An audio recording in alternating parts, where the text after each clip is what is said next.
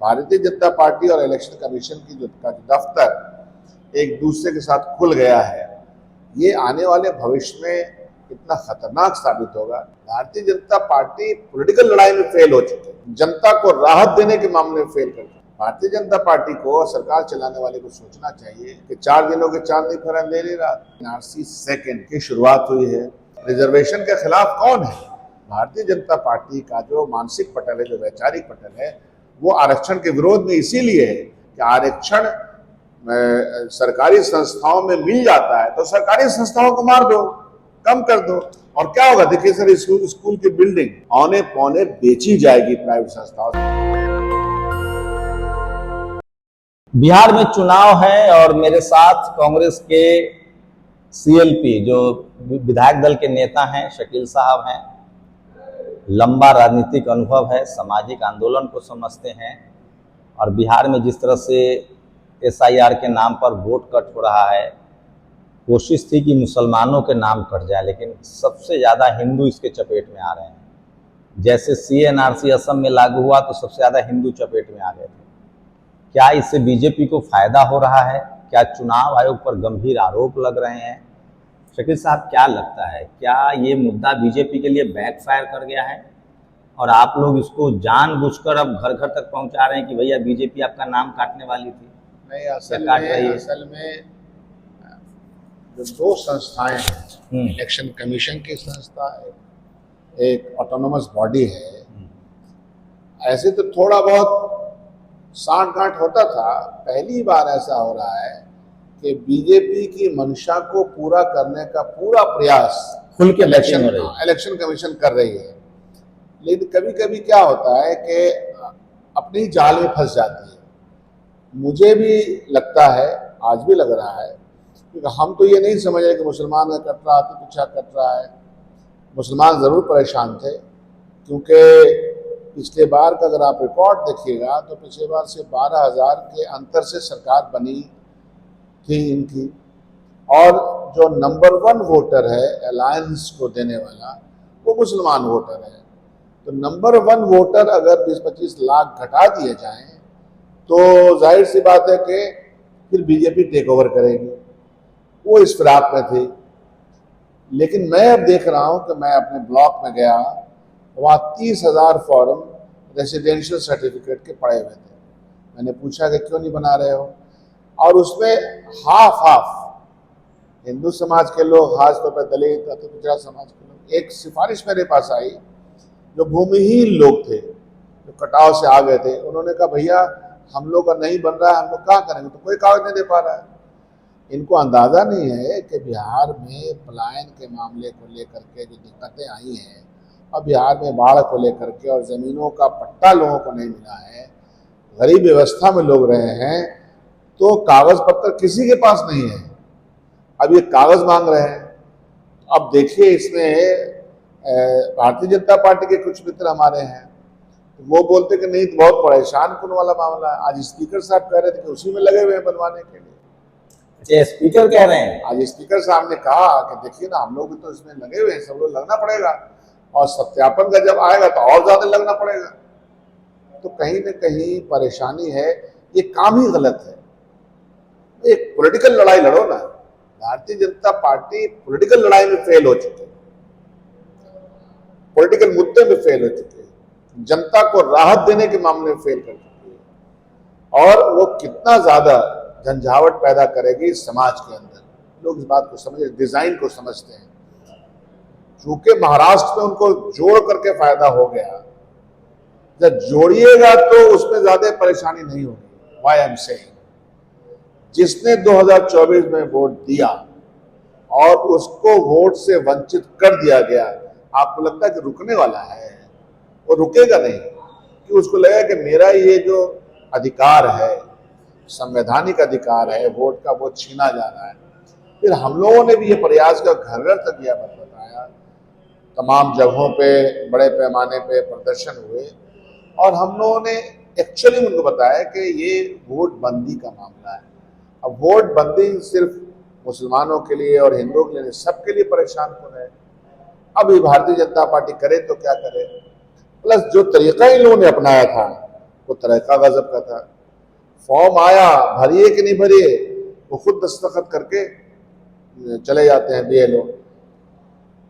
अब इससे दो बातें हो सकती हैं, या तो बीजेपी कामयाब होगी या बीजेपी फेल करेगी।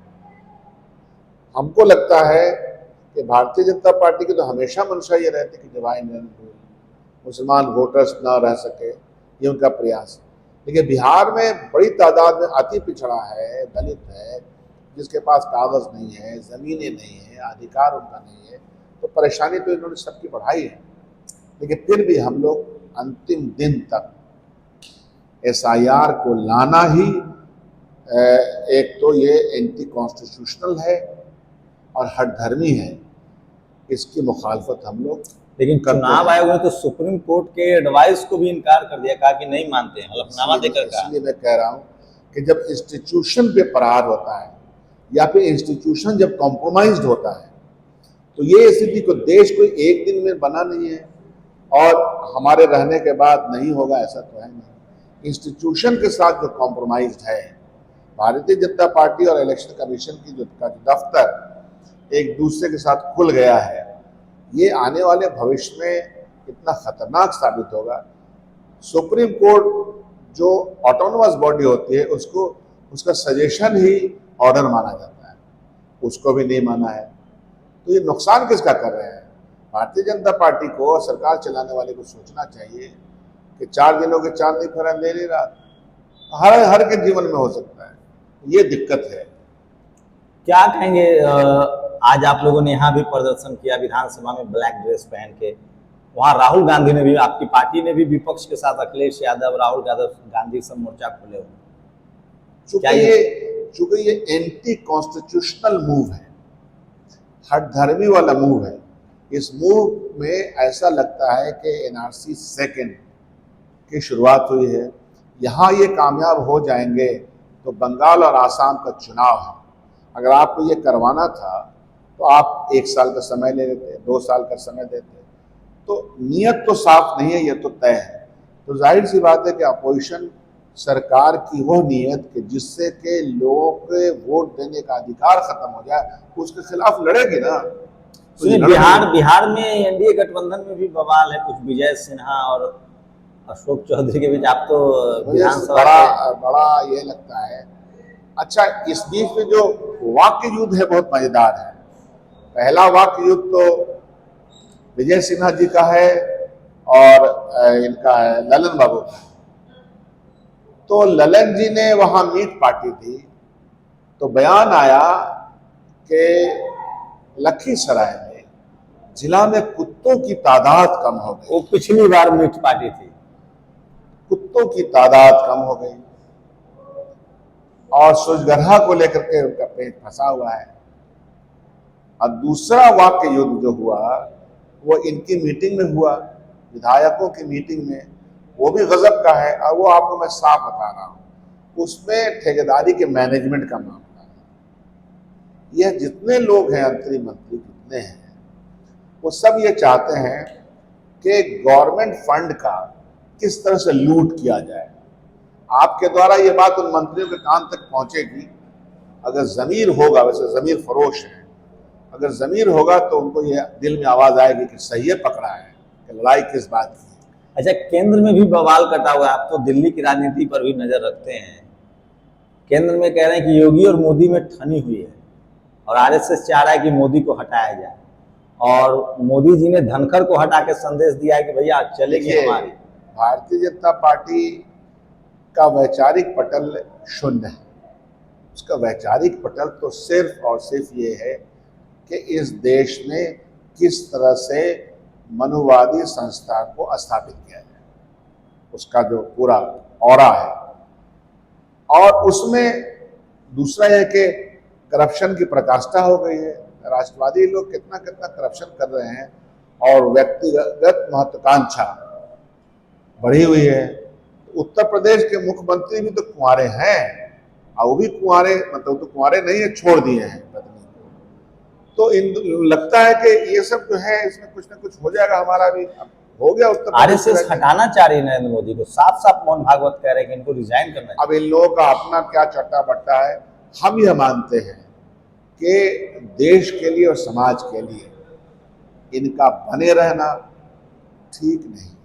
यूपी में 26,000 स्कूल बंद कर दिया गया पिछले 10 साल। 26,000 तो आप क्या बिहार के लोगों को ये डर नहीं सता रहा? 26,000 तो आप कम बोल रहे हैं। नहीं, सिर्फ यूपी में, उन्होंने संसद में कहा नहीं, इसलिए टोटल 90,000 देश भर में बंद हुआ है। वो बंद होंगे और बंद होंगे। किससे डर है? भारतीय जनता पार्टी के शून्यता से, जो शून्य विचार है, उस विचार से किन लोगों से डर है? आपके यहाँ एजुकेशन आ जाए, पढ़ने वाले सवाल करने लगे और प्राइवेट संस्थाओं के गोद में बैठे हुए लोग, प्राइवेट संस्थाओं के और कॉरपोरेट के पैसों से अपना अपना बावर्ची खाना चलाने वाले लोग, अपने बच्चों के फीस देने वाले लोगों की परेशानी ये है कि वो चाहते हैं कि हिंदुस्तान का 2% आबादी मजे ले, मजा गुलछर्रे उड़ाए, 5 स्टार होटल कल्चर में जाए, और जितने गरीब गुरबा हैं इस देश में, गरीब गुरबा कौन है? दलित समाज, अति पिछड़ा समाज, माइनॉरिटी, ये गरीब है। 85% 90% गरीब के लिए ये सारी सुविधाएं, जो सरकारी सुविधाएं हैं, वो ना हो। रिजर्वेशन के खिलाफ कौन है? भारतीय जनता पार्टी का जो मानसिक पटल है, जो वैचारिक पटल है, वो आरक्षण के विरोध में इसीलिए है कि आरक्षण सरकारी संस्थाओं में मिल जाता है तो सरकारी संस्थाओं को मार दो, कम कर दो, और क्या होगा? देखिए सर, स्कूल की बिल्डिंग औने पौने बेची जाएगी प्राइवेट संस्थाओं से, वो भी देखिए। शकील साहब हैं, देश की जेएनयू से पढ़े लिखे हैं, जेएनयू के प्रेसिडेंट रहे उस जमाने में। देश की राजनीति पर इनकी पकड़ है, नब्ज को पकड़ते हैं, और देश को ऐसे नेताओं की जरूरत है। पूरी बातचीत से आपको अंदाजा लग गया होगा कि बिहार में और केंद्र में क्या होने वाला है। सोचिए, कल्पना कीजिए कि अगर ये 240-400 सीट होती तो क्या होता। शुक्रिया सर, हमें समय देने के लिए। धन्यवाद। शंभू कुमार सिंह, नेशनल दस्तक, पटना। दस्तक की आपसे गुजारिश है कि अगर इसको बचाना चाहते हैं तो नेशनल दस्तक को सब्सक्राइब करने के लिए रेड कलर के सब्सक्राइब बटन को दबाएं, फिर बेल आइकन की घंटी दबाएं। नेशनल दस्तक को बचाने के लिए बहुत जरूरी है कि हर खबर को शेयर करें, लाइक करें, कमेंट जरूर करें।